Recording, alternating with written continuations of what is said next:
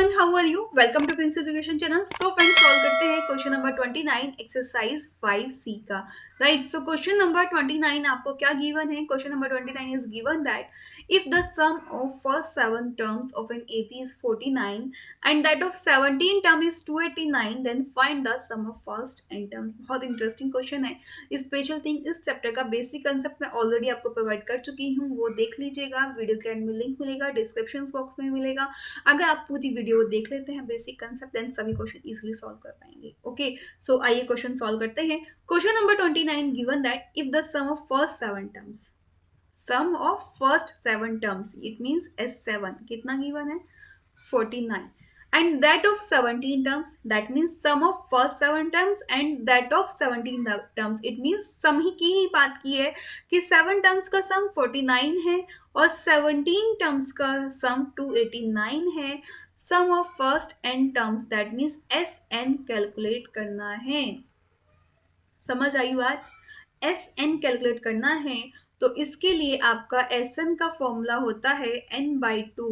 जब भी आपको लास्ट टर्म नहीं गिवन होती तो हम ये वाला फॉर्मूला अप्लाई करते हैं n/2 2a plus n minus 1 into D. So S7 आपको गिवन है, that means S7 equals to n की वैल्यू कितनी है? 7/2।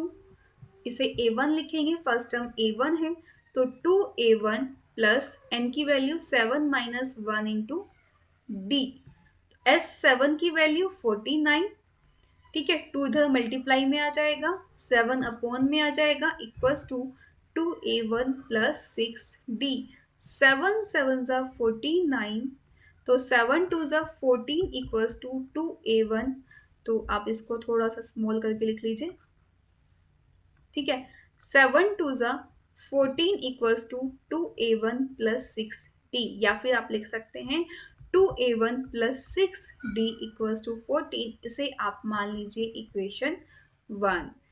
क्वेश्चन नंबर 28 जैसे ही हमने सॉल्व किया था जस्ट लाइक वैसे ही है। नाउ S17 कैलकुलेट करते हैं, सॉल्व करते हैं। S17 किसके इक्वल होगा? n की वैल्यू फॉर्मूला वैल्यू पुट कीजिए, 17/2 2A1 प्लस n माइनस यानी कि 17 माइनस 1 इंटू डी। S17 की value 289 equals to 17 divided by 2 into 2A1 plus 16D। Now solve करते हैं। 289 into 2 divided by 17 equals to 2A1 plus 16D। 17 का square कितना होता है? 29, दैट मीन्स 29 को 17 से डिवाइड करेंगे तो 17 आएगा। 17 2 से कितना होता है आपका? 34 होता है, equals to 2A1 plus 16D। It means 2A1 plus 16D equals to 34। ये हो गई आपकी इक्वेशन 2। लीनियर इक्वेशन का चैप्टर स्टडी किया है। सब्स्टिट्यूशन एलिमिनेशन कोई से भी मेथड से सॉल्व कीजिए। सब्स्टिट्यूशन मेथड से सॉल्व कर लेते हैं। 2A1 plus 6D equals to 14, ठीक है। A1 का कोफिशिएंट टर्म भी सेम है तो दोनों को क्या कर देते हैं? सब्ट्रैक्ट कर देते हैं दोनों इक्वेशन को।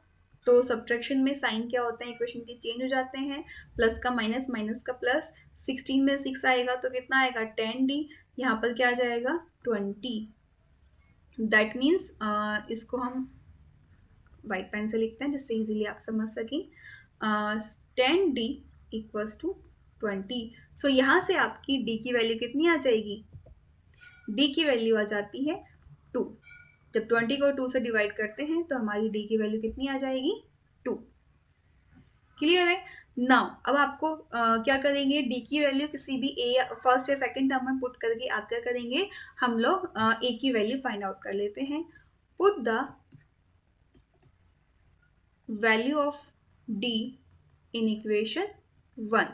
So 2A1 plus 6 into 2 equals to 14. So 2A1 equals to 14 minus 12. मैंने 6 to the 12 मल्टीप्लाई करके डायरेक्ट राइट साइड ले आए। So 2A1 equals to 2, that means A1 equals to 1.